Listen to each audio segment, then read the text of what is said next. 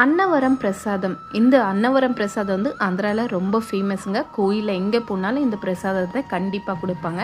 இந்த அன்னவரம் பிரசாதம் எப்படி செய்யுதுன்னு பார்க்கலாம். பேனில் நெய் ஊற்றி முந்திரி திராட்சாவை வறுத்து எடுத்துக்கலாம். இப்போ இதே நெய்யில் 1 கப் அளவுக்கு கோதுமை ரவை எடுத்துக்கிறேன். இதை நல்லா ஃப்ரை ஆகட்டும். இப்போ ஒரு பேனில் 4 கப் அளவுக்கு தண்ணி ஊற்றி பாயில் பண்ணி எடுத்துக்கலாம். இப்போ 1 கப் அளவுக்கு கோதுமை ரவை எடுத்தனால 4 கப் அளவுக்கு தண்ணி இதுக்கு தேவைப்படும்.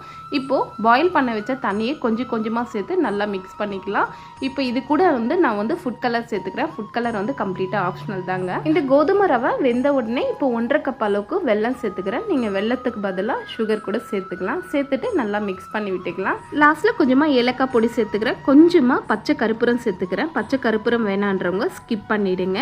இது கூட நெய்யில் வறுத்து வச்ச முந்திரி திராட்சை 1 ஸ்பூன் அளவுக்கு நெய் சேர்த்து நல்லா கலந்து விட்டுக்கலாம். அவ்வளோதாங்க, சூப்பரான அன்னவரம் பிரசாதம் ரெடி. நீங்களும் ட்ரை பண்ணி பாருங்கள். ஹெல்த்துக்கு ரொம்ப நல்லது.